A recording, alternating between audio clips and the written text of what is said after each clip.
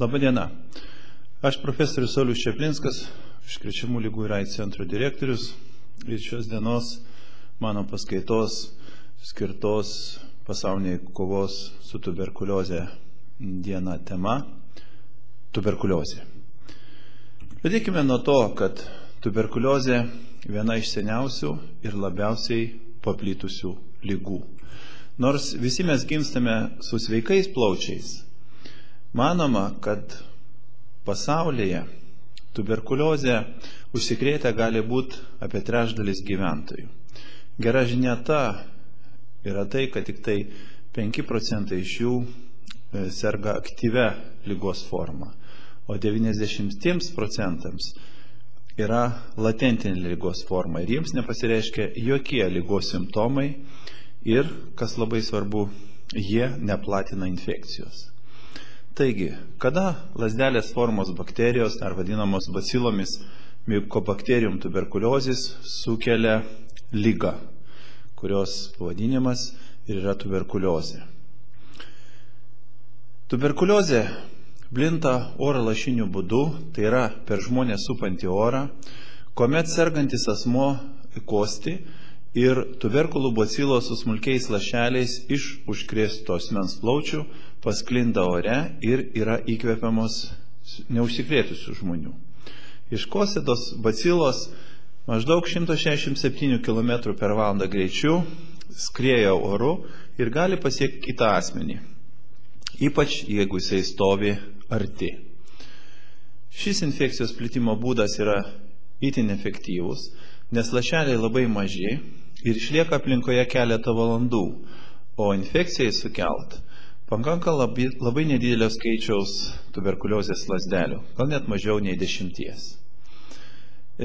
Taigi, tuberkuliozė plinta oro lašiniu būdu ir tai reiškia, kad gali užsikrėsti pirmiausiai toje pačioje talpoje esantis asmenys, sakysim, naudojantis tuo pačiu miegamuoju. Todėl labai svarbu, kad užsikrėtęs asmuo, kosydamas, prisidengtų burną, o dar geriau, kad dėvėtų medicininę kaukę tam, kad neužkrėstų kitų. Taip pat reikia atkreipti dėmesį, kad užsikrėtusio asmens iškosytos bacilos nusėda dulkėse ir gyvybingos aplinkoje gali išlikti iki pusės metų, ypač jeigu jų nepasiekia tiesioginė saulės šviesa ir ten yra drėgmės. Kai dulkės pasklinda ore, kuomet mes šluojam, kuomet pučia vėjas, ar vaikučiai žaidžia ant grindų, tuberkuliozės bacilos pakyla į orą ir gali būti įkvėptos. Taip pat, kiek retesnis užsikrėtimo būdas, bet galimas per nepasterizuotą užkrėsto gyvulio pieną. Šiuo atveju žmogus užsikrės kitą mikobakterijų rūšimi, Mycobacterium bovis. Na ir šis užsikrėtimo būdas dažnesnis kaimo vietovėse, kur žmonės geria šviežiai pamelžtą nepasterizuotą karvės pieną. Kaip žinia, parduotuvėse pienas pasterizuotas ir ten įsigytas pienas grėsmės nesukelia. Kūdikiai paprastai negali užsikrėsti tuberkuliozę nuo nėščios motinos, nes bacilos nepraeina placentos barjero. Tačiau labai retai pasitaiko miliarinės tuberkuliozės atveju, kai būtent tai įvyksta. Na, kitas dalykas, kad kūdikiai gali užkrėsti gimdymo metu, jei naudojami užkrėsti instrumentai. Naujagimiai Lietuvoje stengiamasi kuo greičiau vakcinuoti BCG vakciną, kadangi tikimybė susidurti su tuberkuliozės bacilomis yra labai didelė, o BCG vakcina apsaugo būtent nuo žaibinės tuberkuliozės formos, kuri padeda išvengti naujagimių mirčių. Tokiu būdu reikia akcentuoti, kad tuberkuliozę galima užsikrėsti visi, bet yra tam tikrų rizikos veiksnių, kodėl vieni užsikrėtę asmenys suserga, kiti ne. Na ir didelė dalim tai priklausys nuo žmogaus imuninės sistemos. Kadangi tuberkuliozė yra oro lašinė infekcija ir plinta tarp žmonių esančių nedidelėje erdvėje, Aišku, kad ten, kur daug žmonių gyvena tam pačiam kambaryje, prastai apšviestose, drėgnose, dulkėtose patalpose, ten tikimybė užsikrėsti yra daug didesnė ir ypač anksčiau tuberkuliozė dažnai buvo vadinama skurdo liga, būtent dėl šitos priežasties. Iš kitos pusės skurdas taip pat lemia tai, kad dažnai būna bloga mytyba ir kitos gyvenimo sąlygos, kitako silpninančios imuninę sistemą. Todėl užsikrėtę asmenys greičiau suserga aktyvę tuberkuliozės formą.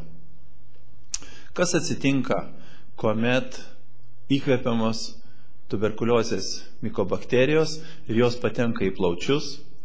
Pirmiausia, jos iš karto susiduria su imuninės sistemos pirmo ešalono kovotojais, jeigu taip galima pasakyti, makrofagais, kurie praryja bakterijas. Bet šitos bakterijos turi tokią savybę, kad jos sugeba išgyventi makrofago viduje. Ir bakterijų internalizacija sukelia uždegiminį atsaką, kurio pasekoj kitos organizmo imuninės sistemos taip pat skuba kovoti su įsibrovėliu ir tokiu būdu drauge visos imuninės sistemos ląstelės apsupusios tuberkuliozės mikobakterijas sudaro tam tikrą stambų jungiamąjį audinį, vadinamą granuliomą arba tuberkulų, iš kur ir kilęs ligos pavadinimas. Ankstyvoji ligos stadijoje granuliomą sudaro būtent užkrėsti makrofagai su kitom imuninės sistemos supančiom ląstelėm.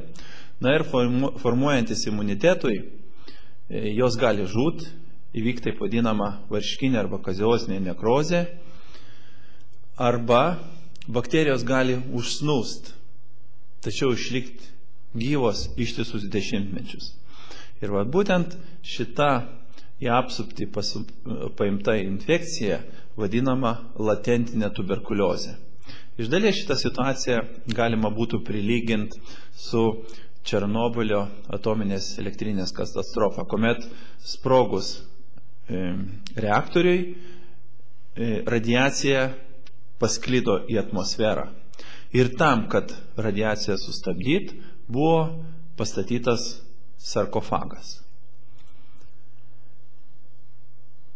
Tokiu būdu ši tarsi į sarkofagą, į apsuptį paimta infekcija gali išlikti žmogaus organizme visą gyvenimą ir nesukelia jokių simptomų ir toks žmogus neplatina infekcijos. Imuninės sistemos stiprumas būtent ir lemia, ar infekcija pereis į kitą stadiją, ar ne, ar jinai bus sustabdyta visam laikui. Jeigu granulioma pasitraukia, palikdama nedidelį sukalkėjimą, o jeigu ne, jeigu pažeista imuninė sistema, ją gali pažeisti įvairūs imunosupresantai, živ infekcija, prasta mytyba, senėjimo procesai ir eilė kitų veiksnių, bakterijos gali atsibūst, atgyt, imt daugintis ir išsiversti iš granuliomos. Vėlgi, jeigu sulygint su atominio reaktoriaus analogija, sarkofagas gali pradėti praleisti radiaciją.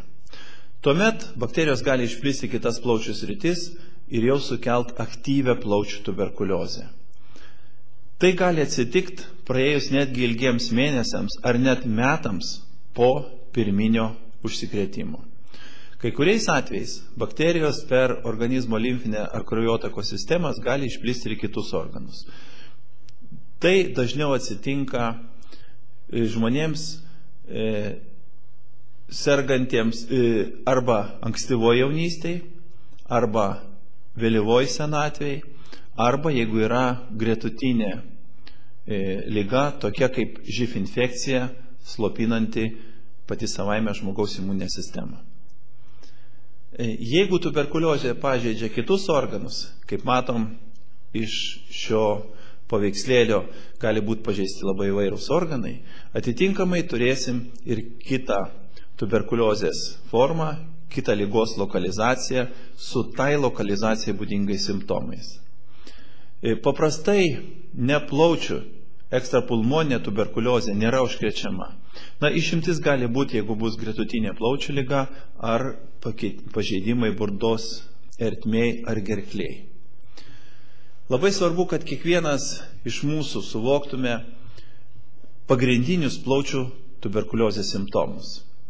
Ir svarbiausias iš jų yra kosulys trunkantis ilgiau negu 3 savaitės.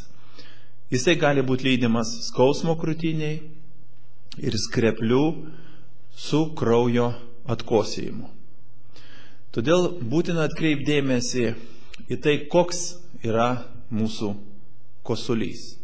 Tuberkuliozė paprastai suskaido plaučių audinį, ir mūsų organizmas į tam tikrą dirgiklį reaguoja norėdamas jį pašalinti, tai yra kosydamas. Todėl labai svarbu atkreipti dėmesį, kiek ilgai pacientas, mūsų artimas žmogus, galų gale kaimynas ar panašiai, kosti. Ir jeigu toks kosulys trunka daugiau nei 3 savaitės, o ypač jeigu atsiranda skrepliai su krauju, tai gali būti labai pavojingos ir sudėtingos ligos kaip tuberkuliozė požymis. Ir gydymas čia turi būti specifinis ir reiktų nedelsint kreiptis į gydytoją. Lygiai taip pat, kaip atkreipdėmėsi reiktų į tai, o kokios iškosėjamos išskyros. Prie bakterinės infekcijos paprastai jos turi tam tikrą kvapą ir yra tamsios. Esant virusiniai infekcijai, skrepliai būna šviesus ir bekvapiai. Ir jeigu atkosėm skreplius, reiktų tai daryti servetėlę ir atkreipti dėmesį būtent į tai, ką mes iškostim. Kai susiformuoja tuberkuliozės ertmės ir mazgeliai, gali būti sunaikintos šalia esančios kraujagyslės, kas ir sukelia kosėjimą krauju. Tokiu atveju reiktų nedelsint kreiptis šeimos gydytoją. Skausmas krūtiniai taip pat gali signalizuoti apie daugelį problemų. Gali byloti ir tuberkuliozė.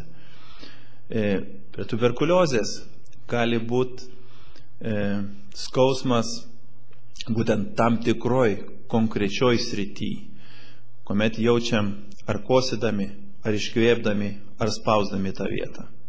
Vėlgi, tai skausmo sąlygoja tuberkuliozės sukelti pažeidimai plaučiuose. Kiti būdingi plaučių tuberkuliozės simptomai – svorio kritimas, apetito stoka, nuovargis ir silpnumas. Turbūt negalima nepastebėti, kai žmogus netenka svorio ir būtent be suprantamos priežasties. Tai gali atsitikti dėl to, kad Mycobacterium tuberculosis sukelia gan sudėtingą organizmo reakciją į jų įsibrovimą ir paprastai sutrinka maisto medžiagų įsisavinimas ir baltymų apykaitos procesai. Atkreipkim dėmesį į tai, ar nėra be priežasties didelis svorio netekimas, kuomet jūs liktai gyvena taip, kaip gyvenot, valgot, kaip valgėt, kuomet buvot sveikas. Sekantis plaučių tuberkuliozės simptomai – karščiavimas su drebuliu ir naktinis prakaitavimas.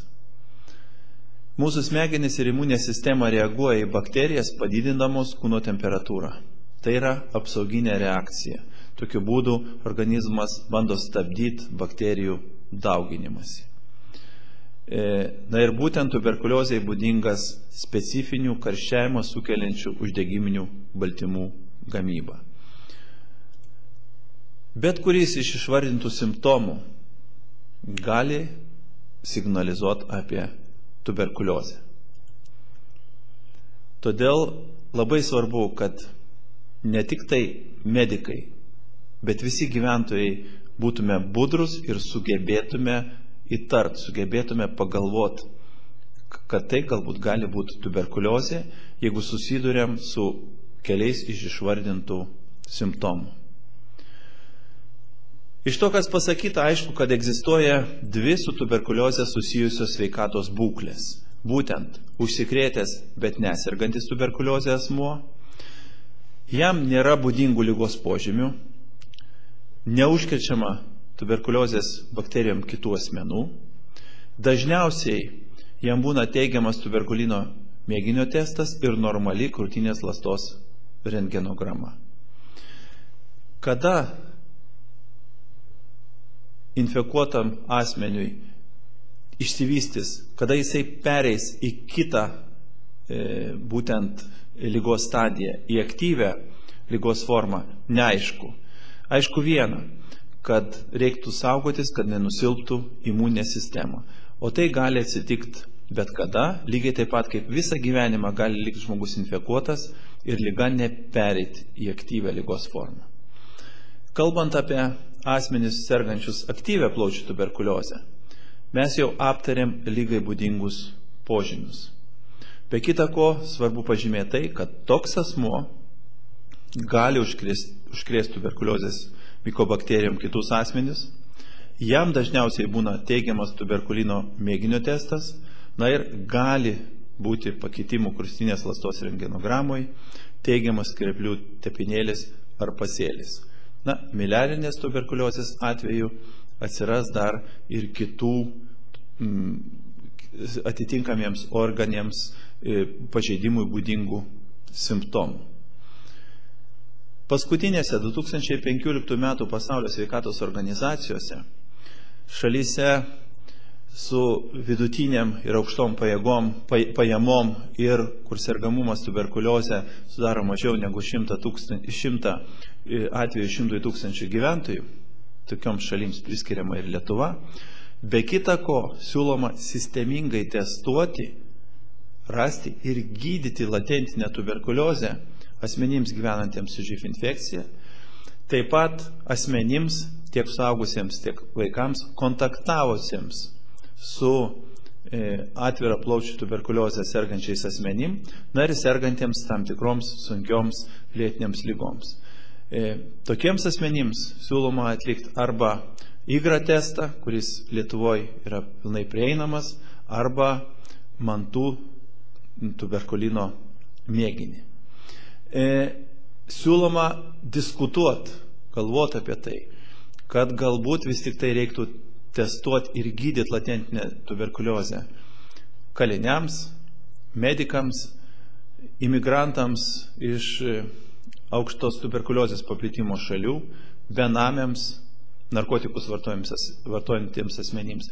Ir nežiūrint į tai, kokios yra šalies pajamos, tai yra net ir neturtingose valstybėse, siūloma sistemingai testuoti ir gydyti latentinę tuberkuliozę visiems žmonėms gyventiems su živ infekcija ir vaikučiams iki 5 metų amžiaus, kurie taip pat turėjo kontaktą su tuberkuliozę sergančiais asmenim. Tuberkuliozę būtina atskirti nuo kitų kvėpavimo takų infekcijų.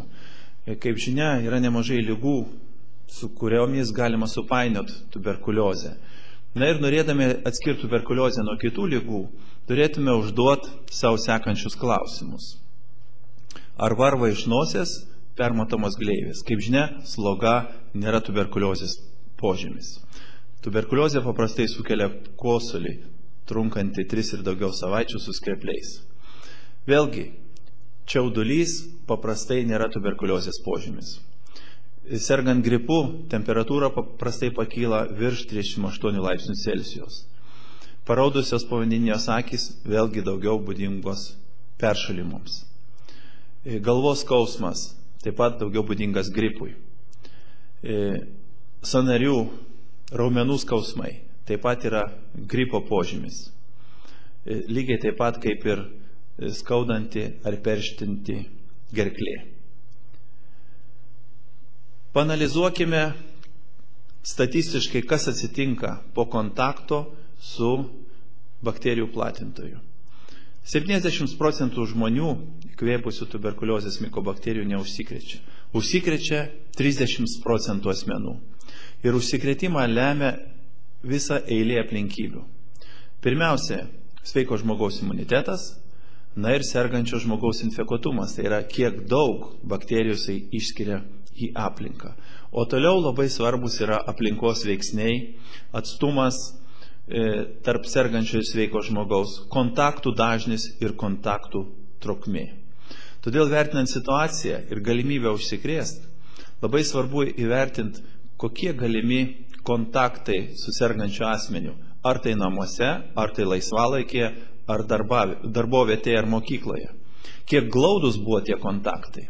Reikia atkreipdėmėsi, kad paprastai glaudus bendravimas ir reikšminga ekspozicija, tai yra ilgas buvimas vienoj patalpoj kartu, labai pavojingas šeimos nariams, draugams, bendradarbiams ir ketvirtadalis jų tokiu atveju užsikrečia. Sakysim, jeigu mes pravažiuosim su viešu transportu draugė su sergančiu tuberkuliozę asmeniu, ar susitiksim su juo prekybos centro kasų, tai greičiausiai tikrai neužteks tokio kontakto, kad įvyktų užsikrėtimas tuberkuliozė. Na ir svarbu nepamiršti infekcijos kontrolės priemonių mūsų sveikatos priežiūros įstaigose ir kad ten būtų gera ventiliacija, tinkamas vėdinimas, tinkamas valymas, ultravioletinės lempos. Šito pavyzdžiu noriu atkreipti dėmesį, kad, sakysim, vienas asmuo sergantis gripu statistiškai užkrečia kitus 4 asmenys. Vienas asmuo sergantis tuberkuliozę per metus gali užkrėsti apie 15 asmenų, per gyvenimą 25-30 asmenų. Na ir pasaulyje dėja, kas 20 sekundžių vienas žmogus miršta nuo tuberkuliozės, nuo ligos, kurią kažkada atrodė, kad jau tikrai pavyks pažabot ir netgi išnaikinti. Lietuvoje kasmet maždaug suserga apie 1000 suaugusių ir 100 vaikų, na ir dėja gerokai virš 100 žmonių kasmet vis dar miršta nuo tuberkuliozės. Taigi, iš užsikrėtusių asmenų 5% susirgs anksti, tai yra per pirmus 2 metus nuo užsikrėtimo. Labiausiai rizikuoja susirgti vaikučiai ir živ infekuoti asmenys. Likę 95% bus pastoviai infekuoti, tai yra jiems bus latentinė tuberkuliozės infekcija, iš kurių vėlgi 5 susirgs vėliau. Tai yra po metų ir daugiau nuo užsikrėtimo pradžios. O likę 90% nesusirgs visą likusį gyvenimą. Iš čia, negydant kada nors suturinčią normalią imuninę sistemą žmonių, susirgs 10%. Bet jeigu imuninė sistema pažeista, ypač esant živ infekcijai, kasmet 10% živ infekuotų susirgs tuberkuliozę. Na ir kaip šitam paveikslėlyje įvardinama, kad živ pristato savo mirties partnerį tuberkuliozę. Kaip pavyzdys, 2014 metais pasaulyje nuo živ mirė 800 000 žmonių, tuberkuliozės per milijoną, kartu nuo vienos ir kitos infekcijos 400 000 žmonių. Živ tokiu būdu skatina tuberkuliozės vystymą, o šis savo ruožtu živ infekuotų asmenų mirtį.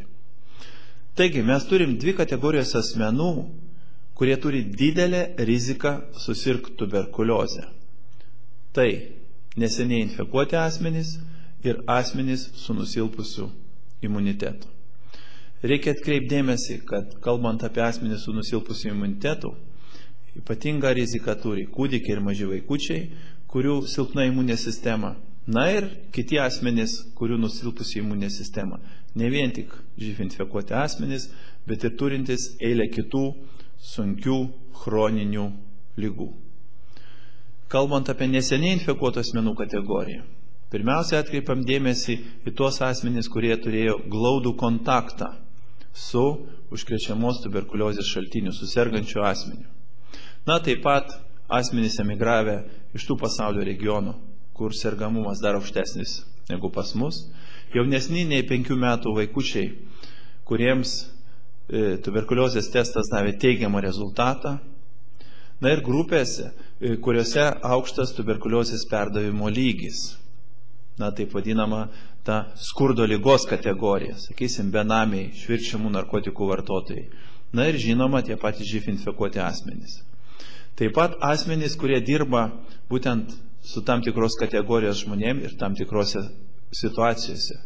Tai yra didelės rizikos grupiai priklausančiam žmonėm, tokiose įstaigose kaip ligoninės, benamių prieglaudos, pataisos įstaigos, slaugos namai, ir asmenys gyvenantys su živ infekuotais asmenim. Mūsų uždavinys ir būtų bandyti perspėti iš živ užsikrėtimo progresiją į aktyvę tuberkuliozės ligą. Čia reiktų identifikuoti atskirus visuomenės pažeidžiamumo tuberkuliozės infekcija lygmenis. Ir aišku, toliau kyla labai sudėtingas klausimas. Kas, ką, kokiom lėšom galėtų padaryti, kad būtent sustabdytų tuberkuliozės plitimą. Ir ko gero, visi turėtume pradėti nuo to, kad vykdyt vieningą ir tvarią komunikaciją. Kalbėti apie tai, pirmiausiai, išmokti atpažinti tuberkuliozės požymius, elgtis taip, kad jeigu jau jie atsirado, kad neplatinti lygos, kuo greičiau ją diagnozuoti, ir tinkamai gydyti. Kalbant apie tuberkuliozės diagnostiką, svarbiausias ir neabejotinas naujai nustatomas tuberkuliozės diagnostikos kriterijus išlieka tyriamosios medžiagos išaugintos iš skreplių būtent tuberkuliozės mikobakterijos. Taip pat svarbu yra krūtinės ląstos rentgenograma, kiti tyrimai, mantų mėginys. Reikia atkreipti dėmesį, kad vis tik tai nepakankamom apimtim dar kai kuriuose teritorijose būtent atliekamas mantų tyrimas tam, kad kuo anksčiau diagnozuoti galima latentinę infekciją vaikučiams.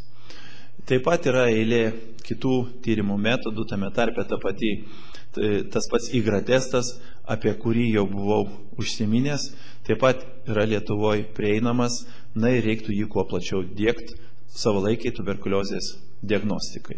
Juolab, kad NTB strategijoje Pasaulio sveikatos organizacija siūlo atkreipti dėmesį į vaistų jautrumo diagnostiką. Ir būtent plačiai apie tai kalbama šitose metodinėse rekomendacijose. Tokiu būdu mes pereinam prie tuberkuliozės gydymų aktualijų. Kaip žinia, tuberkuliozė gydoma antibiotikais. Paprastai turi būti skiriami keli antibiotikai dėl lėtų bakterijų skaičiaus augimo, kad gydymas būtų kuo efektyvesnis. Vidutiniškai gydymas trunka nuo 6 mėnesių iki 9 mėnesių.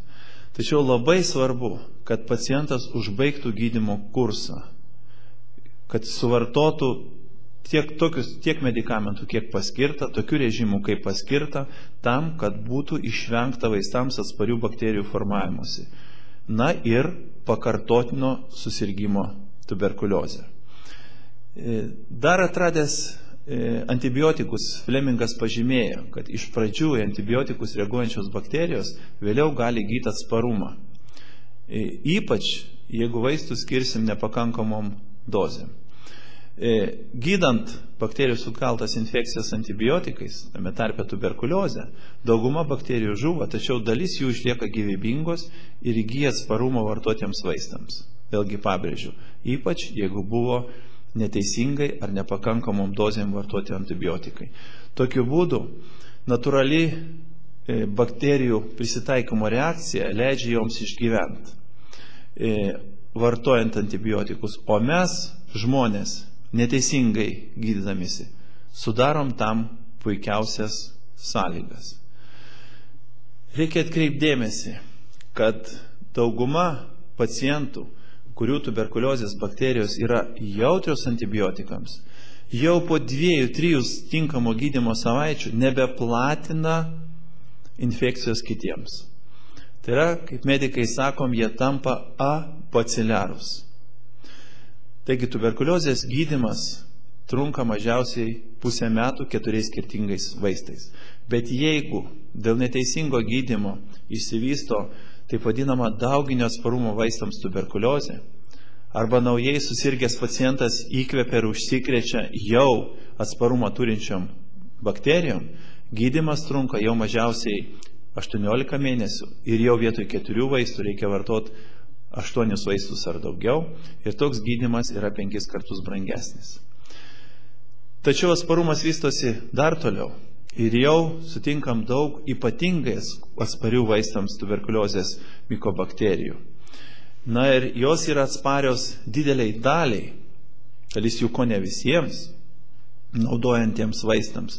Ir tokiu atveju gydymas yra ypač sudėtingas ir brangus, na ir išeitis dažnai nėra gera.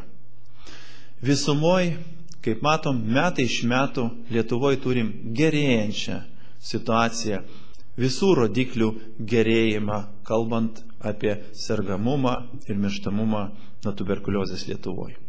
Deja, reikia konstatuoti, kad vis tik tai kol kas mūsų rodikliai yra vieni iš pačių prasčiausių Europos Sąjungoje. Ir blogąja prasme mes keičiamės vietom tik tai su Rumunija. Atkreipkim dėmesį, kad sergamumas visom tuberkuliozės formom, tai yra atvejai 100 000 gyventojų, pas mus 4,4 karto aukštesnis už Europos Sąjungos vidurkį. O mirtingumas netgi 8,7 karto aukštesnis lyginant su Europos Sąjungos ir Europos ekonominės erdvės šalių vidurkiu. Kodėl taip atsitinka? Pagrindinis iššūkis yra tas, kad reikia išaiškinti ir išgydyti kiek įmanoma daugiau susirgusių. Ir Pasaulio sveikatos organizacija aiškiai iškėlusi uždavinį, kad reikia išaiškinti ne mažiau kaip 70% užkrečiamos tuberkuliozės atvejų ir ne mažiau kaip 85% iš išaiškintų atvejų išgydyti. Tuomet pavyks suvaldyti tuberkuliozę ir jinai nebebus tokia grėsminga opi visuomenės sveikatos problema. Deja, Lietuvoje, priklausomai nuo to, kokie metai, geriausiu atveju mums pavyksta išgydyti apie 82% užkrečiamos tuberkuliozės atveju. Tačiau, kuomet kalbam apie dauginio atsparumo vaistams tuberkuliozės išgydymo lygį Lietuvoje, jisai siekia tik tai 29%. Europos Sąjungos šalyse, kaip matot, 40%. Kalbant apie ypatingai vaistams atsparios tuberkuliozės išgydymo lygį, deja Lietuvoje siekia tik 11,5%, yra vienas iš žemiausių Europos Sąjungoje, o Europos Sąjungos šalyse 14%. Aišku, kad įgijusius atsparumą vaistams mikroorganizmus gydyti yra daug sudėtingiau ir nepalyginamai brangiau. Būtent pakartotino tuberkuliozės gydymo išlaidos mūsų visų biudžetui, privalomojo sveikatos draudimo fondo biudžetui kainuoja dvigubai brangiau, nei dvigubai didesnio skaičiaus naujai išaiškintų pacientų. Ir kaip matom iš šito pavyzdžio, praėjusiais metais per 2 milijonus eurų buvo skirta būtent vaistams, tik vaistams nuo tuberkuliozės gydymo Lietuvoje. Baigdamas noriu akcentuoti, kad tik tai komandinis darbas, na ir kaip jaunimas dabar mėgsta sakyti, thinking out of the box, tai yra, galvojimas bandant laužyti šabloną, laužyti stereotipus, gali duoti norimą efektą. Na, kaip pavyzdį norėčiau pateikti tokią schemą, kad vis tik tai pagrindinis darbas, pagrindinė veikla turi būti vykdoma šeimose, bendruomenėse, asmens sveikatos priežiūros įstaigose, savivaldybėse. Ir jeigu kalbant apie tuberkuliozės valdymo tikslų hierarchiją savivaldybei, mes turėtume galvoti, kaip eiti nuo didelių problemų prie detalių ir atvirkščiai, nuo detalių prie didelių problemų sprendimo. Tai yra, jeigu tolimai pagrindinį tikslą mes keliam savo, kad išgydyt sergantį tuberkuliozę asmenį, tam, kad jį pasiekt, artimesnis tikslas būtų pradėti tuberkuliozę sergančio asmens gydymą ir kuo greičiau pasiekti abacilerumą, kad jisai toliau neplatintų ligos. Bet tam reikia kuo anksčiau diagnozuoti tuberkuliozę. Na ir pats pirmas artimiausias tikslas turbūt ir būtų, kad funkcionuotų pacientams, ypač tam tikroms tikslinėms grupėms pacientų priimtina, prieinama ir kvalifikuota tuberkuliozės prevencijos, diagnostikos ir gydymo sistema ar paslaugos. Kokie uždaviniai iškyla, kokių rezultatų norim pasiekti ir per kokią veiklą pasiekti, sakysim, vieną tikslą ar kitą tikslą, trečią tikslą. Tik tai tokiu būdu, jeigu mes bandysim organizuoti komandinį darbą, suprast vienas kito galimybės, uždavinius, valdant tuberkuliozę, manau, kad sugebėsim pasiekti dar geresnių rezultatų, negu yra dabar. Ačiū uždėmesi.